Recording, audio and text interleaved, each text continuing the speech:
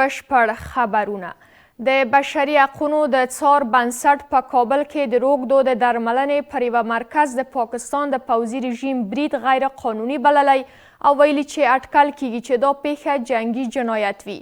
د بنسټ له پاکستان څخه غوښتي چې دا پیښه په هر اړخیز ډول وڅیړي او د هغه عاملین تر څیړنې لاندې راولي. یو شمېر کارپوهان هم پرته له ځنډ د پاکستان د پوځي رژیم د بریدونو د درېدو لپاره د نړیوالو بنسټونو پر عملي ګامونو ټینګار کوي. په کابل کې د روږدو د درملنې پر یو مرکز د پاکستان د پوځي رژیم له مرګوني برید څخه نیوکې لا هم پر ځای دي. د بشر حقونو د څار بنسټ په یوه خبرپاڼه کې ویلي چې په کابل کې د روږدو د درملنې پر یو مرکز د پاکستان د پوځي رژیم برید ناقانونه او د جنګي جنایت احتمال ګڼل کیږي. یاد بنسټ د پاکستان له چارواکو غوښتي څو له ځنډ پرته دی دغه پیښه په هر اړخیزه توګه وڅیړي او عاملان یې تر څار لاندې راولي. جنایاتی که پاکستانی‌ها در قبال افغانستان انجام دادن این باید بررسی دقیق‌تر شود. افراد و اشخاص دخیل در این موضوع باید به نهادهای بین‌المللی و خاصتا دادگاه لاهم معرفی شوند تا احقاق حق شهروندان افغانستان مطرح بحث باشد. یو شمېر سیاسي کارپوهان هم د افغانستان پر حریم د پاکستان هوایي بریدونه ناقانونه بولي او د دغه بریدونو درولو لپاره د نړیوالو بنسټونو پر عملي اقداماتو ټینګار کوي. تمام این تجاوزات سرپا غیر قانونی است و باید که از طریق سازمان ملل متحد و شورای امنیت ملل متحد و کمیسیون‌هایش بالخصوص کمیسیون حقوق بشر در زمینه اقدام جدی صورت بگیرد و دامنه این بدبختی را که پاکستان میخواد به افغانستان وارد کنه جلوش بگیره تا تداوم پیدا نکنه. امیدوار هستیم که سازمان‌های بین‌المللی با شدید رسای حق مردم افغانستان با حکومت پاکستان فشار بیاورند تا چنین عملات را با محاکم بین‌المللی معرفی نمایند و همچنان باعث جلوگیری از عملات بیشتر نظامی کشور پاکستان بالای افغانستان و قتل و کشتار مردم بګرام شوند. ورته مهال د هیواد پر یو شمېر برخو د پاکستان هوایي او د هوانونو بریدونه تر دې وړاندې هم لا پراخو غبرګونونو سره مخ شوي وو. هغه بریدونه چې له امله یې سلګونه ملکیان شهیدان او ټاپیان او زرګونه تنه نور د خپلو مینو پرېښودو ته اړ شول.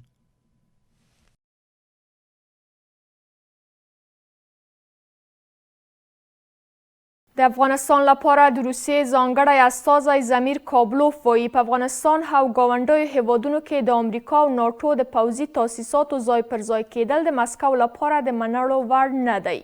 ښاغلی کابلوف ټینګار کوي چې ډونالډ ټرمپ مخکې دې تل د بګرام د هوایي ډګر د مدیریت د لاسته راوړلو غوښتنه کړې خو په دې غوښتنو کې نوي څه شتون نه لري. اسلامي امارت بیا مخکې دې تل ویلي چې د افغانستان یوه لویشت خاوره به هېچا ته ورنه کړي.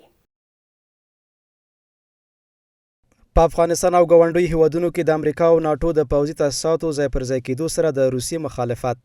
د افغانستان لپاره د روسیې ځانګړي استازي زمیر کابلوف د دغه هیواد له یوې خبري اژانس سره په مرکه کې ویلي چې افغانستان او ګاونډیو هیوادونو کې د امریکا او ناټو د پوځي تاسیساتو ځای پر ځای کېده په هره پلمه د نه منلو وړ ده.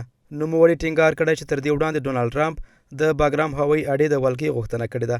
هغه اډه چې امریکایانو په 2021 زیږدیز کال کې له افغانستانه تر شرموونکې شاتګ وروسته هغه یې له لاسه ورکړه ځکه په داسې غوښتنو کې هیڅ ډول تازه څه شتون نه لري. موږ په افغانستان یا ګاونډیو هیوادونو کې د امریکا یا ناټو پوځي تاسیساتو او بنسټیزو برخو ځای پر ځای کېدل په هره پلمه په بشپړه توګه د نه منلو وړ ګڼو. هیله یم د افغانستان د اسلامي امارت چارواکي هم دغه دریځ ته ژمن پاتې شي. حضور دوباره نیروهای نظامی ایالات متحده امریکا به افغانستان پیامدهای منفی افزایش تنش‌ها میان قدرت‌های بزرگ منطقه و تبدیل شدن منطقه به میدان رقابت‌ها و حساسیت‌های کشورهای همسایه خصوصا روسیه، چین و ایران به دنبال خواهد داشت. د اسلامي امارت چارواکو تر اوسه د ښاغلي کابلوف دغه څرګندونو په اړه څه نه دي ویلي خو تر دې وړاندې یې ټینګار کړی چې د افغانستان یوه لویشت خاوره چاته نه پرېږدي. حضور نیروهای آمریکا و ناتو در افغانستان مشکلات بسیار گسترده‌ای را به وجود خواهد آورد. حساسیت‌های فوق‌العاده داخلی و منطقه‌ای می‌تواند به وجود بیاورد. هم در داخل افغانستان حساسیت نسبت به حضور نیروهای نظامی بگانه چی اروپا باشد چی آمریکا بسیار شدید است. ورته مهال د روسیې ځانګړي استازي دغه راز په دغه خبرو کې ټینګار کړی چې مسکو او کابل د کار د پیژندنې په کچه په دغه هیواد کې د کار لپاره د افغان کډوالو د جذب د امکان څېړلو په حال کې دي او په دغه برخه کې اړیکې دوام لري.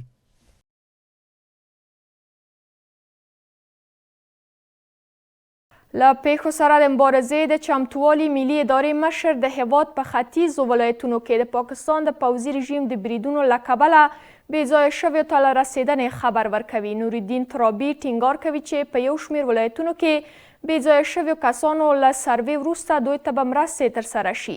ښاغلی ترابي همداشان له مرستندویو بنسټونو څخه غوښتي چې د دې ادارې تر څېړنې لاندې بې ځایه شویو ته مرسته وکړي.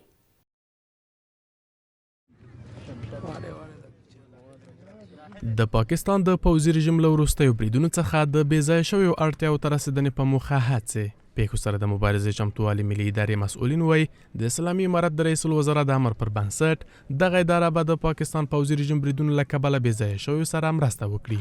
نورالدین ترابي دغه راز ټینګار کوي چې د دغه ادارې مسؤلین له ارزونې وروسته د بې ځایه شویو اړتیاوو ته رسېدنه کوي. بیا فیصله پر دې وسوله چې دغه خلک چې بې ځایه سوي د خپلو کورونو څخه د دې سره تر خپل توان او وسر پوره کومکونه وشي، که د مؤسسو د لارې که زموږ د لارې. نو بیا مو فیصله پر دې وکړه چې د مشرقي ولایتونو د حوادثو ادارې ته وسپارله او جنوبي ولایتونه یې 3 میاشتې وسپارله. ښاغلی ترابي دغه راز له مرستندویو بنسټونو غواړي چې خپلې مرستې دغه ادارې سره په همغږۍ بې ځایه شویو لپاره وویشي. مؤسساتو باندې مو غږ دی که هر څوک راځي کولی شي چې د بې ځایه شویو خلکو سره کومک وکړي. داسې نه چې دوی کومک موږ ته راکړي، موږ یې نه ځینې غواړو، صرف زموږ تر نظارت او نګرانۍ لاندې کولی شي هره مؤسسه چې هر ځای کومک کوي موږ صرف ورته وایي چې په دغه ځای کې موږ سروې کړې ده، دقیقه سروې تاسو ولاړ شئ د خپل کومک هلته په خپل لاس وویشئ. د دغه لپاره غوښتنې دا دي چې د بې ځایه شویو اړتیاوو ته رسېدنه په ځانګړې توګه دوی ته د کار زمینې برابرېدل په لومړیتوب کې ونیول شي. اگر رسیدگی به این بحران صرفاً محدود به کمک‌های اضطراری باشد، مشکل به صورت ریشه‌ای حل نخواهد شد. بنابراین یک رویکرد جامع ضروری است که همزمان 3 بعد را در نظر بگیرد، یعنی کمک‌های فوری برای بقا، حمایت‌های میان مدت برای بازسازی زندگی و همچنان راه حل‌های پایدار برای آینده. متاسفانه پیشرفتگان داخلی در اثر حملات هوایی پاکستان با چالش‌های عمده و بحران انسانی مواجه هستند که عمده ترین آن میتوان گفت نبود جا و مسکن، مواد غذایی و امکانات بهداشتی هستند. امیدوار هستم که دولت و نهادهای خیر در این زمینه اقدامات بسیار جدی را روی دست بگیرند. د سیمه ییزو مسؤلینو د معلوماتو پر بنسټ د هیواد پر ختیځو برخو د پاکستان پوځي رژیم د بریدونو په پایله کې زرګونه کورنۍ له خپلو اصلي سیمو بې ځایه شوي او دمګړۍ تر کېږدیو لاندې ژوند کوي.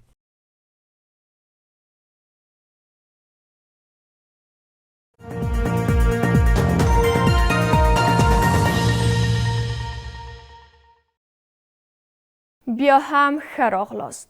د افغانستان د سوداګرۍ او پانګونې خونې 15 میلیون افغانۍ نقد بشرپال مرستې په هرات کې د ایران کنسل ته ورکړي دي. مسؤلین وایي دا مرسته د ایران خلکو د ملاتړ او له هغوی سره د خواخوږۍ په موخه ترسره شوي دي. له بلې خوا په هرات کې د ایران د کنسلګرۍ مسؤلین د افغانستان خلکو له ملاتړ څخه په هرکلي سره ډاډ ورکوي چې په دې هیواد کې د جګړې په شتون سره د افغانستان او ایران ترمنځ د سوداګرۍ په کچه کې کموالی نه دی راغلی او د اسلامي امارت د کابینې د پریکړې پر بنسټ له ویزې او رود پاس څخه د ایراني موټر چلوونکو معافیت کولی شي د دواړو هیوادونو ترمنځ د سوداګریزې راکړې ورکړې کچه له پخوا نه هم زیات شي. د ایران خلکو ته د افغانستان د سوداګرۍ او پانګونې خونې بشرپاله مرستې د دغه خونې مسؤلین وایي چې د ایران خلکو څخه ملاتړ او مرستې لپاره یې 15 میلیونه افغانۍ نغدي مرستې په هرات کې د دغه هیواد کنسول ته سپارلې دي. د دوی په خبره هڅه کیږي چې دغه مرستې په دوامداره توګه دوام ولري څو د دواړو هیوادونو ترمنځ د همکارۍ فضا ډیره پیاوړې شي. امروز 15 میلیون افغانی را ما از طریق مقام ولایت و سرکنسولگری محترم جمهوری اسلامی ایران و مردم عزیز ایران تقدیم کردیم. به کمک های ادامه داره و کوشش میکنیم که کمک های بشردوستانه مردم هرات و افغانستان به او طرف سوق بدیم. د هرات سیمه ییز مسؤلین هم وایي چې د اسلامي امارت د کابینې د هوکړې پر بنسټ او په سوداګرۍ کې د اسانتیا او د اړیکو پیاوړتیا په موخه وروسته له دې ایراني موټر چلونکي کولی شي پرته له ویزې او روډ پاس څخه سوداګریز توکي د اسلام قلعه بندر ته انتقال کړي.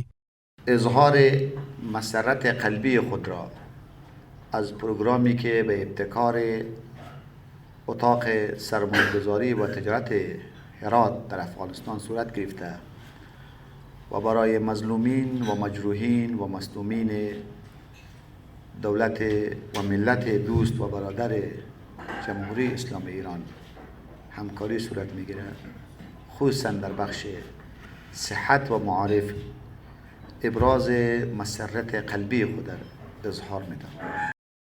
بل پلو په هرات کې د ایران سرکنسول د افغانستان د خلکو خواخوږۍ او همکارۍ څخه په مننې سره وایي په ایران کې د جګړې سربیره افغانستان سره سوداګریز اړیکې عادي حالت کې دي. در واقع ویزا و رودپاس از طرف افغانستان برای کامیوندارای ایرانی حذف شد. از روز شنبه فردا اجرایی خواهد شد. ما در طول این مدتی که جنگ هم شده در ایران ما مرزها بسته نبوده و کار تجارت با در واقع افغانستان ادامه داشته و هنوز هم ادامه داره و نه تنها کم نشده بیشتر هم شده و این فعالیت‌ها به صورت عادی داره انجام داره میگیره.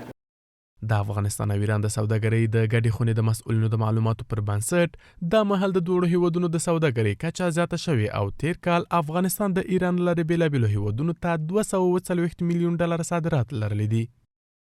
صادرات ما شما خب نسبت به واردات که جمهوری اسلامی ایران تناقض زیاد داره و الحمدلله در حال حاضر از وقت پیروزی امارت اسلامی ما و شما بحث معادن داریم. معادن که فعلا در حال حاضر صادرات معادن است و میوه‌جات خشک ما هست از اون در سطحی که قبلا بود حالا در حال حاضر افزایش چشمگیری داشته که در سال قبلی ما و شما حدوداً 247 میلیون دلار ما صادرات داشتیم و قبل سالهای قبل حدوداً 20 تا 25 میلیون دلار داشتیم. ورته مهال تیر ورځ هم له خوراکي غوړیو څخه بار څو کانټینرونه د اسلام قلعه له لارې هیواد ته دننه شول چې د مسؤلینو په خبره په بازارونو کې د غوړیو د بیې پر کمېدو مثبته اغیزه لري.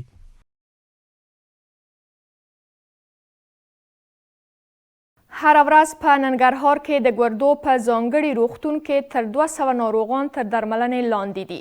په جلال آباد کې روغتیايي مسؤلین وایي په دې روغتون کې د ختیځ ولایتونو د اوسیدونکو سربیره په ټول هیواد کې هیوادوال ته چوپړتیاوې وړاندې کوي. په همدې حال کې یو شمېر ناروغ لرونکي هم په دې روغتون کې د روغتیايي چوپړتیاو له وړاندې کېدو خوښي څرګندوي. 30 کلن انځیرګل چې د جلال آباد ښار اوسیدونکی دی د ګردو له ناروغۍ سره لاس او ګریوان دی. هغه وایي له څو مودې را په دې خوا د دې ولایت د ګردو د ناروغیو په ملي روغتون کې د روغتیايي درملنو لاندې دی او وضعیت یې مخ په ښه کېدو دی. ګردو تکلیف مې دی وروره خپې مې ورسره پړسېږي فشار مې ورسره اوچت دی او بس همدغې د تشخیص درملنې لپاره دلته راغلم. زما ګردې فیل دي کار نه کوي او مخکې مې ورسره ټرانسپلانټ هم کړی وم هغه ناکام شوی ده. تقریبا 1.5 کال کېږي دلته راځم هفته کې 3 ځلې میاشت تقریبا 12 وارې کېږي دلته دیالیز لپاره راځم. په همدې حال کې یو شمېر نور ناروغان او ناروغ لرونکي هم د ګردو ناروغانو ته د دوامدارو خدماتو د وړاندې کېدو لپاره د دې روغتون فعالیت اغیزمن بولي. طبق معمول د وقت ناوقت دکترایی که نوکریوال هستند وظیفهشون و چیز پرستاری و مراقبت از مریض هست. طبق معمول همیشه وقت میاین از مریضا مراقبت میکنن. پوښتنه کوي هر یو راځي پوښتنه کوي ښه پوښتنه کوي موږ خوشاله وو خپه نه وو. له بلې خوا د ننګرهار روغتیايي مسؤلین وایي دې روغتون ته په ورځ کې د مراجعینو شمېر 200 تنو ته رسیږي او د ختیځ ولایتونو د اوسیدونکو ترڅنګ د هېواد د نورو سیمو اوسیدونکو لپاره هم روغتیايي خدمات وړاندې کوي. 2 ډلې ناروغان راوړل کېږي. یو د وین تصفیې په خاطر چې هغه د ورځې 15-25 ناروغان روزانه راوړل کېږي او بل د او پی ډي یعنې د هغه ناروغان چې دوی راځي د معاینات هغه کېږي درملنې دوایي ورته لیکل کېږي هغه د 1.5 شاوخوا راوړل کېږي. ډېری ناروغان خپله همدغه د ختیځ زون په هغه باندې چې هغه لغمان دی او کونړ دی خپله ننګرهار دی چې دغه ناروغان راځي او دلته تشخیص او درملنه کېږي. کم ناروغان چې د بستر وړ وي هغه بستر کېږي، کم چې د عملیات وړ وي عملیات کېږي، نو په ښه شکل باندې تداوي او درملنه کېږي انشاءالله. له دې سره که څه هم دا روغتون په تیرو کلونو کې د یو شمېر بنسټونو لخوا ملاتړ کېدو، خو دمګړی دا روغتون د حکومت لخوا مدیریت او ملاتړ یې کېږي. دا و د دې مهال خبري ټولګه او په پای کې هم د سبا حوالات فاورئ. په الله مو سپارم، ښې شېبې ولرئ.